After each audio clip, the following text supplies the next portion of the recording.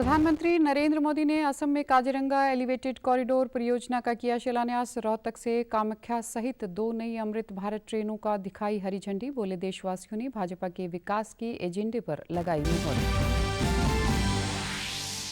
Amrit Bharat station योजना के तहत श्री मुक्तसर साहिब रेलवे स्टेशन का कायाकल्प। केंद्रीय राज्य मंत्री रवनीत सिंह बिट्टू ने साझा की जानकारी। बोले नए डिजाइन में दिखाई गई है पंजाबी संस्कृति की झलक। और हरियाणा के मुख्यमंत्री नायब सिंह सैनी ने किसानों और महिला सशक्तिकरण के तहत लाभार्थियों को 858 करोड़ रुपए किए जारी। बोले जन केंद्रित शासन की दिशा में सरकार निरंतर प्रयासरत।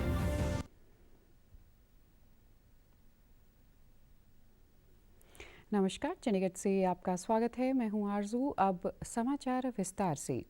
प्रधानमंत्री नरेंद्र मोदी ने अपने असम दौरे के दूसरे दिन आज राज्य को कई महत्वपूर्ण योजनाओं की सौगात देते हुए 6,950 करोड़ से अधिक की लागत वाली काजीरंगा एलिवेटेड कॉरिडोर परियोजना की आधारशिला रखी।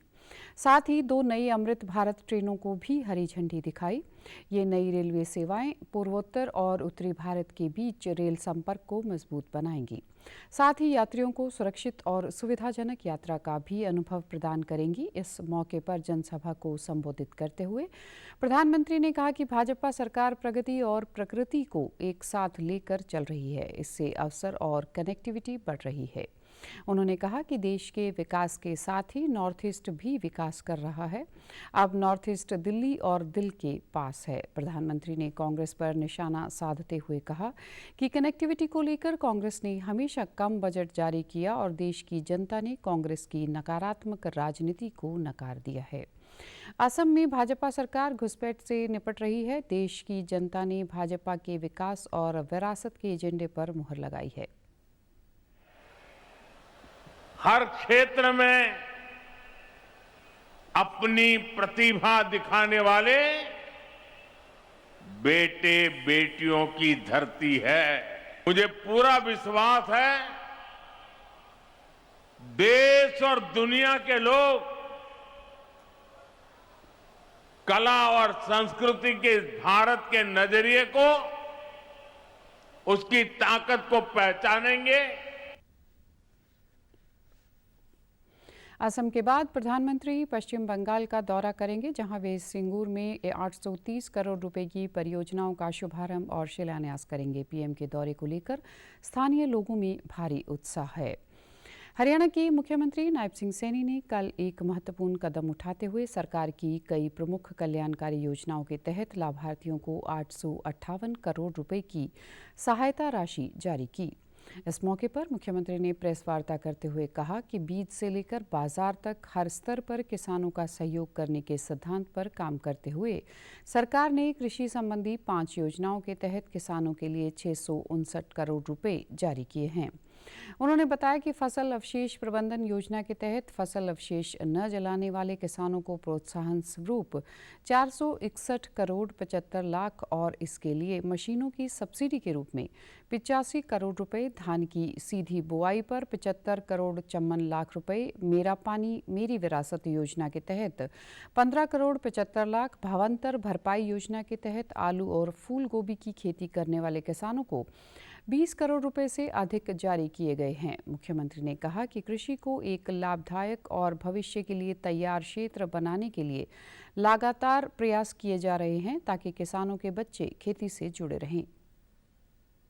करोड़ 75 लाख और फसल अवशेष प्रबंधन संबंधी मशीनरी के लिए 121 करोड़ 58 लाख और धान की सीधी बिजाई के लिए हमारे जिस किसान ने सीधी बिजाई की है उसके लिए 75 करोड़ 54 लाख, मेरा पानी मेरी विरासत योजना के तहत 15 करोड़ 73 लाख, भावांतर भरपाई योजना बागवानी 20 करोड़ रुपए।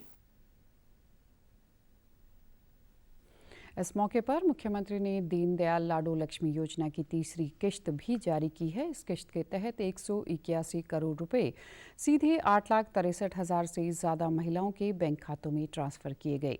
मुख्यमंत्री ने कहा कि हर घर हर गृहिणी योजना के तहत गैस सिलेंडर रिफिल सब्सिडी के तौर पर भी लाभार्थियों को 18 करोड़ 56 लाख रुपए जारी किए गए हैं। मुख्यमंत्री ने कहा कि प्रधानमंत्री नरेंद्र मोदी के दूरदर्शी नेतृत्व से प्रेरित होकर महिला सशक्तिकरण पर केंद्रित प्रयासों के तहत यह राशि जारी की गई है। घर हर गृहिणी योजना, हमने अपने संकल्प पत्र में कहा था कि आपको 500 रुपए का गैस का सिलेंडर मिलेगा। हर घर हर गृहिणी योजना के तहत 18 करोड़ रुपए कुल मिलाकर के आज विभिन्न योजनाओं के तहत 893 करोड़ 6 लाख रुपए की राशि आज जारी हुई है, उसका बटन दबाया गया है। पंजाब भाजपा के नेताओं ने आज पंजाब लोक भवन में उप प्रधान सुभाष शर्मा के नेतृत्व में चंडीगढ़ में राज्यपाल गुलाब चंद कटारिया से मुलाकात कर प्रदेश में बिगड़ रही कानून व्यवस्था और मीडिया की स्वतंत्रता पर चिंता जताते हुए ज्ञापन सौंपा। इस मौके पर सुभाष शर्मा ने बताया कि उन्होंने राज्यपाल के समक्ष कई ज्वलंत मामले उठाए हैं, जिनमें पंजाब सरकार द्वारा मीडिया को दबाने की लगातार की जा रही साजिशें, बिगड़ रही कानून व्यवस्था और वीडियो बयानबाजी का मुद्दा शामिल है। उन्होंने आप सरकार और इनके नेताओं पर आरोप लगाते हुए कहा कि अरविंद केजरीवाल, भगवंत मान और मनीष सिसोदिया ने प्रदेश में इमरजेंसी जैसे हालात पैदा कर दिए हैं। पंजाब की सारी संस्थाओं को ये अपने लिए प्रयोग कर रहे हैं। उन्होंने कहा कि पंजाब में रोज हत्याएं, रंगदारी, नशे से मौत के मामले आए दिन सामने आ रहे हैं। आप सरकार कानूनी व्यवस्था को सुधारने की बजाय मीडिया की आवाज को दबाने का प्रयास कर रही है। साहब दा हेलीकाप्टर उन्हां दी एब्सेंस कौन उड़ा रहा सी, उन्हां दे उत्ते FIR कर दित्तियां गईयां। पंजाब के एक होर वड्डे मीडिया अदारे पंजाब केसरी ग्रुप नूं योजनाबद्ध तरीके नाल टारगेट किया गया। वो प्रगटावा है कि सरकार जो संविधान के अंदर बोलन की आज़ादी है और लोकतंत्र का जिहड़ा चौथा स्तंभ मीडिया है, उन्होंने किस प्रकार नाल डराउण धमकाउण ते दबाउण की कोशिश कर रही है।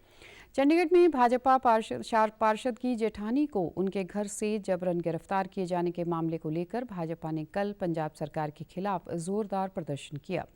इस प्रदर्शन की अगुवाई भाजपा प्रदेशाध्यक्ष जितेंद्र पाल मल्होत्रा ने की। प्रदर्शन के दौरान उन्होंने कहा कि सत्ता के नशे में आम आदमी पार्टी सत्ता का दुरुपयोग कर लोकतांत्रिक मूल्यों को नुकसान पहुंचा रही है। आप सरकार लोकतंत्र की सभी सीमाएं पार कर चुकी है। उन्होंने आरोप लगाया कि जिस तरह एक महिला को अपमानित करते हुए जबरन घर से ले जाया गया, वह कानून व्यवस्था पर गंभीर सवाल खड़े करता है। यह घटना महिला सम्मान पर सीधा हमला है और इसे किसी भी सूरत में बर्दाश्त नहीं किया जाएगा। उन्होंने इसे राजनीतिक दहशतगर्दी और संविधान की हत्या करार दिया। एलिगेशन की है मतलब कि उन्होंने उम्र कैद की सजा मिल जाए, ऐसी धारा लाती। गुंडागर्दी नहीं तो की है। सारे बंदे कटघरे च खड़े होंगे, नहीं कोई इन्फॉर्म नहीं किया, कोई आई कार्ड नहीं दिखाया, सादे वर्दी चाहे और यार कुड़ी नूं चक लिया। कमाल है सर, किदां दी पुलिस है। अगर वो फालतू तनख्वाह लैगी, चेयरमैन ऑफ द बोर्ड की कर रहा सी। अगर वो तनख्वाह फालतू लैगी, जेडे नीचे अकाउंट्स डिपार्टमेंट की कर रहा सी। इस मौके पर भाजपा नेता संजय टंडन ने कहा कि आम आदमी पार्टी सरकार लगातार लोकतांत्रिक संस्थाओं को कमजोर कर रही है। यह जबरन कार्रवाई निंदनीय है और भाजपा महिला सम्मान व लोकतांत्रिक मूल्यों की रक्षा के लिए अपना संघर्ष और तेज करेगी। मोहाली में केस रजिस्टर करके ठेकेदार के ऊपर कोई केस नहीं, सैलरी रिलीज करने वाले व्यक्ति पे कोई केस नहीं, जो चेयरमैन है कारपोरेशन का उस पे कोई केस नहीं, लेकिन वो महिला के ऊपर केस रजिस्टर करके उसको सुबह 7 बजे घर से उठा लिया जाता है। और अब पूरी सरकार इस तरीके पे लगी हुई है कि उसकी बेल भी जो है कोई सुन ना पाए। जिस तरीके की गुंडागर्दी आप पंजाब में कर रहे हैं, ये चंडीगढ़ के जो पुलिस ने अगर इसी तरीके की सीख ली तो आपका जीना मुश्किल कर देगी। भारतीय रेलवे द्वारा शुरू की गई अमृत भारत स्टेशन योजना के तहत श्री मुक्तसर साहिब के रेलवे स्टेशन को नई और आधुनिक पहचान मिली है। इस बारे में जानकारी साझा करते हुए केंद्रीय रेल राज्य मंत्री रवनीत सिंह बिट्टू ने बताया कि इस योजना का मुख्य उद्देश्य देश के ऐतिहासिक और महत्वपूर्ण रेलवे स्टेशनों को बेहतर बनाना है। उन्होंने कहा कि श्री मुक्तसर साहिब के धार्मिक ऐतिहासिक शहर को इस योजना के तहत विशेष प्राथमिकता दी गई है ताकि आने वाले श्रद्धालुओं और यात्रियों के लिए अंतर्राष्ट्रीय स्तर की सुविधाएं प्रदान की जा सकें। उन्होंने बताया कि स्टेशन पर प्लेटफार्मों को नवीनीकरण के साथ साथ बेहतर प्रकाश व्यवस्था, आधुनिक वेंटिलेशन हॉल और डिजिटल सूचना प्रणालियों जैसे प्रावधान किए गए हैं। उन्होंने कहा कि स्टेशन के नए डिज़ाइन में पंजाबी संस्कृति और ऐतिहासिक विरासत को अच्छे से समझाया गया है। उनके मुताबिक देश भर में 1300 से अधिक स्टेशनों के साथ इस अपग्रेड के साथ विकसित भारत के लक्ष्य को मजबूती मिलेगी और यह रेलवे ढांचा देश की अर्थव्यवस्था की रीढ़ की हड्डी के रूप में कार्य करेगा। 1 ਲੱਖ ਕਰੋੜ ਰੁਪਈਆ ਜਾਂ ਉਦੋਂ ਵੀ ਵੱਧ ਅਸੀਂ ਟ੍ਰੇਨਾਂ ਵੱਲੋਂ ਕੋਈ ਕਮੀ ਨਹੀਂ ਛੱਡੀ ਤੇ ਹੁਣ 18 ਨੂੰ ਅਸੀਂ ਵੱਡੇ ਤੋਂ ਵੱਡੀਆਂ ਸੁਗਾਤਾਂ ਜਿਹੜੀਆਂ ਲੈ ਕੇ ਚੱਲੇ ਆ ਵੈਸਟ ਬੰਗਾਲ। ਮੈਂ ਤੁਹਾਨੂੰ ਇਹ ਕਈ ਗੱਲਾਂ ਟਾਈਮ ਤੇ ਹੀ ਚੰਗੀਆਂ ਲੱਗਦੀਆਂ ਤੇ ਟਾਈਮ ਤੇ ਹੀ ਜਿਵੇਂ ਕਹਿੰਦੇ ਆ ਨਾ ਵੀ ਜਦੋਂ ਮਾਂ ਤੋਂ ਵੀ ਬੱਚਾ ਜਦੋਂ ਰੋਂਦਾ ਦੁੱਧ ਮਾਂ ਪਿਲਾਉਂਦੀ ਆ ਤੇ ਇਸ ਕਰਕੇ ਹੁਣ ਅਸੀਂ ਬੈਠੇ ਆ ਤੇ ਪ੍ਰਧਾਨ ਮੰਤਰੀ ਜੀ 27 ਤੋਂ ਪਹਿਲਾਂ ਜਿਹੜੀਆਂ ਚੀਜ਼ਾਂ ਅਨਾਉਂਸ ਕਰਨ ਆਏ ਸੀ ਉਦੋਂ ਡਬਲ ਟ੍ਰਿਪਲ ਚੀਜ਼ਾਂ ਜਿਹੜੀਆਂ ਹੈ ਉਹ ਪ੍ਰਧਾਨ ਮੰਤਰੀ ਜੀ ਉਰੇ ਆ ਕੇ ਪੰਜਾਬ ਨੂੰ ਦੇਣਗੇ। पंजाब की आप सरकार की मीडिया पर छापेमारी की कार्रवाई पर भाजपा ने भगवंत मान सरकार पर निशाना साधा है। भाजपा का आरोप है कि राज्य सरकार अराजक तरीके से मीडिया पर हमला कर रही है। भाजपा ने यह भी आरोप लगाया कि आम आदमी पार्टी की सरकार पंजाब में इंदिरा गांधी की तरह काम कर रही है, जिसे किसी भी सूरत में बर्दाश्त नहीं किया जाएगा। भाजपा के राष्ट्रीय प्रवक्ता आरपी सिंह और वरिष्ठ नेता मनजिंदर सिंह सिरसा ने आज आप सरकार पर आरोप लगाया कि पंजाब सरकार पुलिस की मदद से मीडिया की आवाज़ दबाने का प्रयास कर रही है। सोशल मीडिया पर जानकारी साझा करते हुए मनजिंदर सिंह सिरसा ने कहा कि पंजाब के एक निजी अखबार पर सिर्फ इसलिए दबाव बनाया जा रहा है कि उसने शीश महल 2 का सच दुनिया के सामने बेनकाब किया है। उन्होंने कहा कि सरकार का यह कदम स्पष्ट संदेश देता है कि अगर कोई सच लिखेगा या आपके झूठ से पर्दा हटाएगा तो उसे कुचल दिया जाएगा। उन्होंने इस कार्रवाई की कड़े शब्दों में निंदा की। फोरेंसिक लैब ने स्पष्ट किया कि इस वीडियो में किसी भी तरीके की छेड़छाड़ नहीं की गई। इस फोरेंसिक लैब के लिए उसको ओरिजिनल ऑडियो और वीडियो भी दी गई। जो हम पहले दिन से कह रहे थे, जिसको आम आदमी पार्टी ने अपनी सरकार के दम पर, पुलिस प्रशासन के दम पर, अपनी सोशल मीडिया के झूठ फैलाने के दम पर लाख कोशिशें करी उस झूठ को सच साबित करने की, पर आई सच्चाई वही रही। और ये सिर्फ पंजाब केसरी ग्रुप पर नहीं, अब से कोई साल भर पहले वहाँ पर एक और समूह है अखबार का अजीत ग्रुप, उसके ऊपर भी इस प्रकार से मुकदमे चलाए थे, सारा मामला किया था। शायद केजरीवाल साहब को ये समझ में नहीं आ रहा कि ये पंजाब है और पंजाब का मीडिया तो बहुत इस मामले में अलर्ट है, तो ये लगातार वैसी सब चीज़ें कर रहे हैं जिस प्रकार से श्रीमती इंदिरा गांधी किया करती थी। हरियाणा के मुख्यमंत्री नायब सिंह सैनी ने आज पंचकुला में विकसित भारत रोजगार व आजीविका गारंटी मिशन यानी वीवीजी रामजी कानून को लेकर राज्य स्तरीय कार्यक्रम में शिरकत की। इस दौरान उन्होंने कहा कि ग्रामीण विकास से जुड़ी एक पहल है, न किसी व्यक्ति विशेष से जुड़ी। उन्होंने कहा कि इस योजना में प्रधानमंत्री मोदी के प्रयासों से इसमें कई सुधार किए गए हैं। पीएम ने 125 दिन काम की गारंटी दी है। उन्होंने कांग्रेस पर निशाना साधते हुए कहा कि वे इस योजना को लेकर भ्रम फैला रहे हैं, जबकि कांग्रेस राज में मनरेगा के नाम पर मजदूरों को पर्याप्त काम और उनकी मेहनत का पूरा पैसा उन्हें नहीं मिलता था। फर्जी नामों और मनरेगा कार्ड बनाकर करोड़ों का घोटाला किया गया। प्रधानमंत्री जी ने इसके अंदर विचार करके इसका दायरा भी बढ़ाया और दायरा बढ़ा करके कहा कि इस पैसे को जो श्रमिक मेहनत करता है, पसीना बहाता है, पसीना बहा करके अपने परिवार को बढ़ाता है, अगर उस पैसे के ऊपर कोई गलत नजर डालेगा तो हम उस गलत नजर को डालने नहीं देंगे।